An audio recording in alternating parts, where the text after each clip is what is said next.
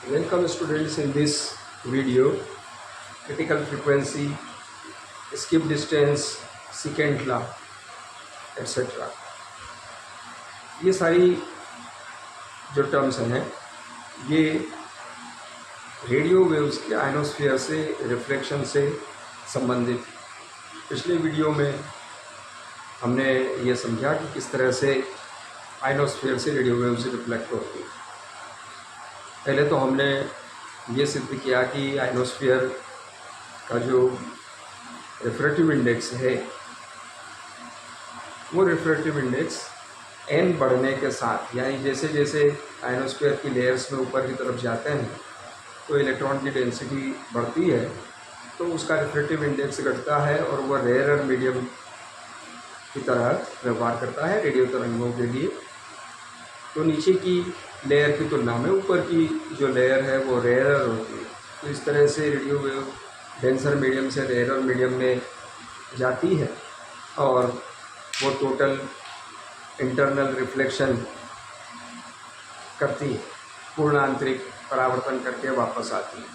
तो हम वहीं से शुरू करते हैं जो पिछले वीडियो में हमने ये रिलेशन प्राप्त किया था sin IC upon sin 90 horizontal reflection के लिए sin 90 equal to √1 minus 81 nm upon f square.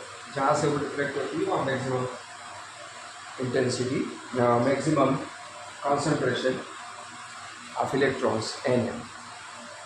तो रिलेशन हमारे पास है sin IC equal to 1 minus 81 nm upon f square. इस रिलेशन से हम शुरू करते हैं।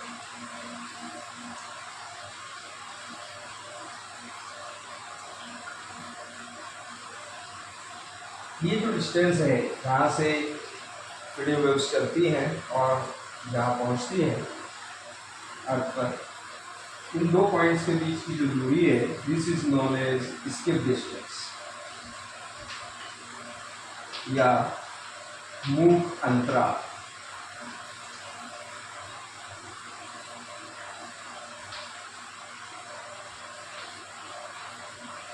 ये दूरी मूक अंतराल कहलाता है। sin IC is equal to square root 1 minus 81 n upon f square. हमें दो तीन चीज़ें d सेकेंड लॉ ये चीज़ें हमको निकालनी है। क्रिटिकल फ्रीक्वेंसी हम एज्यूम कर रहे हैं कि रेडियो वेव आयनोस्फीयर की तरफ अगर वर्टिकली अपवर्ड जाए तो क्या होगा। अगर तरफ सीधी ऐसी जाए तो यहाँ आयनोस्फीयर पर ये इस तरह से इंसिडेंट होती है ऐसे, तो यहाँ पर जो परपेंडिकुलर ड्रा करेंगे उसके साथ इसका एंगल 0 होगा, यानी एंगल ऑफ इंसिडेंस आपतन का कोण 0। तो आपतन कोण 0, तो यहाँ पर n equal to sine I upon sine R, तो साइन आई वहाँ पर हम 0 लिखेंगे, साइन ऑफ 0, साइन 0 इज 0। तो नॉर्मल इंसिडेंस के लिए for normal incidence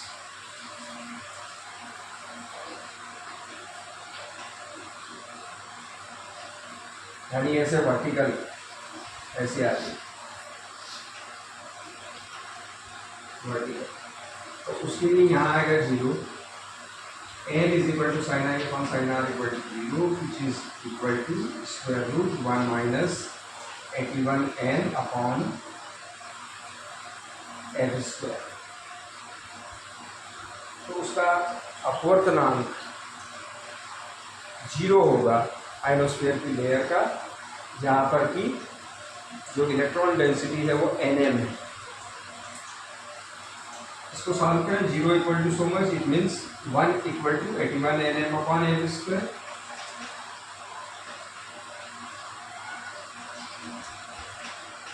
it means f square is equal to 81 nm, तो f is equal to 9 square root nm। F की इस वैल्यू को हम एफ सी बोलते हैं, क्रिटिकल फ्रीक्वेंसी। इस आवृत्ति को 9 स्क्वायर रूट एन एम। अगर रेडियो वेव की आवृत्ति एफ सी के बराबर हो तो ऐसी रेडियो वेव को हम अगर वर्टिकली भेजें ऊपर आयनोस्फीयर की तरफ, तो जहाँ पर इलेक्ट्रॉन डेंसिटी एन एम है वहाँ से ये टकरा कर वापस आएगी। तो ये ऐसे जाके सीधी जाके और यहीं से वापस हो जाएगी।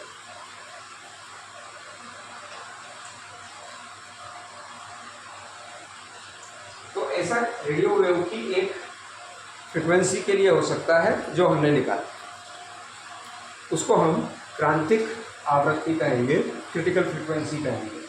तो क्रिटिकल फ्रीक्वेंसी वह आवृत्ति है जिस आवृत्ति की रेडियो तरंग यदि ऊर्ध्वाधर सीधी जाए आयनोस्फीयर की तरफ तो वो उस जगह से जहाँ पर nm इलेक्ट्रॉन डेंसिटी है टकरा के ऊर्ध्वाधर दिशा में वापस आ जाए।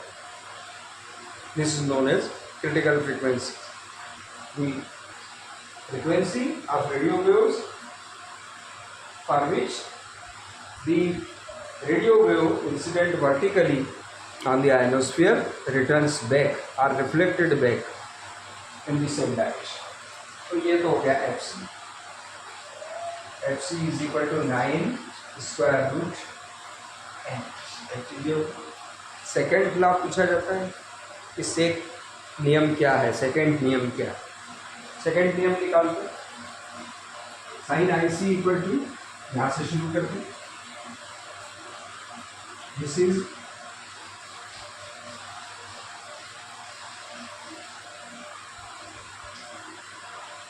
स्क्वायर करते हैं दोनों साइड्स का, sine square I C is equal to 1 minus 81 N M upon F square. इसको इधर ले आए, 81 N M upon F square is equal to 1 minus sine square I C, 1 minus sine square I C is cos square I C.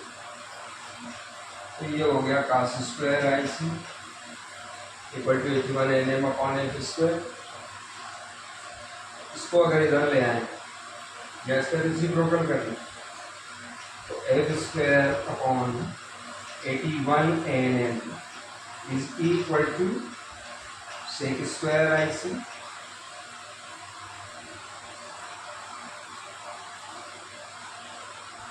तो sec I C equal to F square, square root कर लें F square का F divided by 9 square root N M. 9 square root N M F C होता है, critical frequency. इसको F C लिखते तो आया F upon F C is equal to sec I C.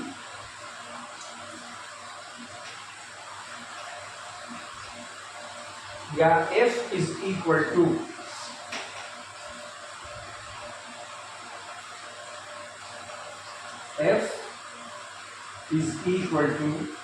F C sec I सी। इसको बोलते हैं second का, सेकेंड नियम, ए बराबर एफ सी सेक आई सी। इसमें सेक आ रहा है इसलिए सेकेंड नाम है। इससे आया F is equal to F C sec I C. तो ये F जो कहलाती है, this is known as maximum usable frequency. इस F का नाम है मैक्सिमम यूजेबल फ्रीक्वेंसी, हिंदी में अधिकतम उपयोगी आवृत्ति। तो ये रिलेशन सेकेंड लॉ बताता है कि अधिकतम उपयोगी आवृत्ति क्या है। Maximum usable frequency F is equal to F C sec I C. यह वह अधिकतम आवृत्ति है जो आयनोस्फीयर से परावर्तित हो सकता है। F बराबर एफ सी सेक आइस, ठीक है। This is the maximum possible frequency of the radio wave that can be reflected from the ionosphere. उसके बाद अगली टर्म है स्किप डिस्टेंस, मूव अंतराल। हमने कहा जहाँ से ये तरंग चली है और पृथ्वी पर जहाँ पहुँचती है, उन दो बिंदुओं के बीच की दूरी, उसको बोलते हैं स्किप डिस्टेंस। और स्किप डिस्टेंस को कैपिटल डी से डिनोट करते हैं। इसको हम इस तरह से ये मान लेते हैं कि ये दो पॉइंट्स हैं, इनके बीच की दूरी इसके डिस्टेंस के बराबर है। ये दो पॉइंट हैं और यहाँ से ये वो लेयर है आयोस्फीयर की जहाँ से रेडियो वेव टकरा के वापस आता है। तो हम एक अप्रोक्सीमेशन करते हैं, हम ऐसा मान लेते हैं कि ये सीधी ऐसे जाके ऐसे, दिस इज अप्रोक्सीमेशन। तो यहाँ से मैंने एक परपेंडिकुलर डाला, ये हाइट h है, यानी जो रेडियो वेव है वो ग्राउंड से h ऊंचाई पर स्थित आयनोस्फीयर, यहाँ आयनोस्फीयर से टकरा के वापस आए। इस एंगल को थीटा मान लें, तो ये यहाँ से टकरा के ये इधर आ गई। अब इसमें ये ट्राइंगल ले लें, इनको कोई नाम दे दें। अगर इसको ए बी नाम दे दें और इस पॉइंट को ओ नाम दे दें, तो इस ट्राइंगल को ले लें ओ ए बी। इस ट्राइंगल में यहाँ पर हम टेन थीटा लिखें, so tan theta is equal to angle के सामने वाली ये परपेंडिकुलर अपॉन बेस, ये है b/2 और ये है h बेस। तो tan theta d by 2h ये होगा।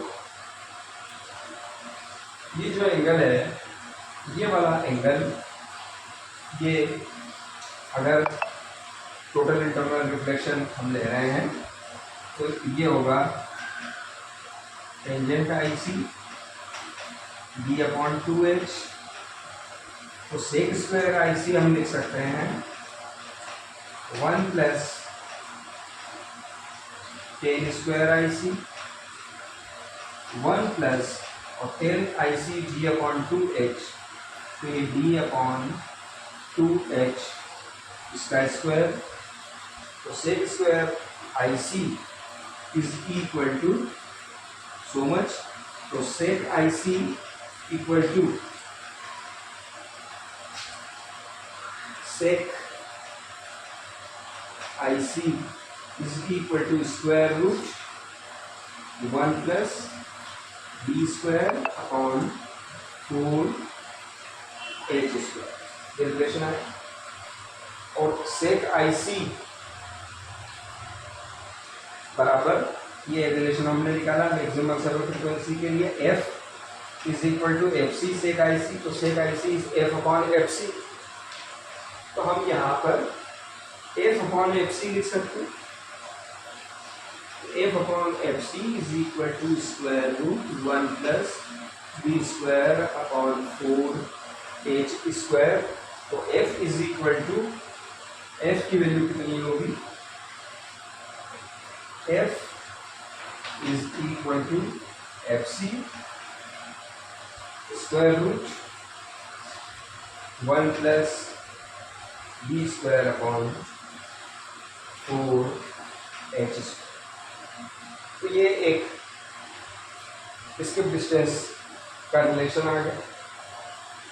हम b के टर्म्स में भी इसको वर्कआउट कर सकते हैं। अगर दोनों साइड्स को स्क्वायर रूट कर दें, स्क्वायर कर दें, तो रिलेशन हो जाएगा f अपॉन एफ सी का स्क्वायर बराबर 1 plus B square upon 4h²। तो ये हो गया F upon F square upon F C square minus 1 is equal to B square upon 4h²। तो बी हम निकाल सकते, तो B square is equal to 4h² into bracket F square by F C square minus 1। So B is equal to twice h square root f square upon f c square minus 1। तो ये एक relation और हम लिख सकते हैं। ये video आपको कैसा लगा बताइए।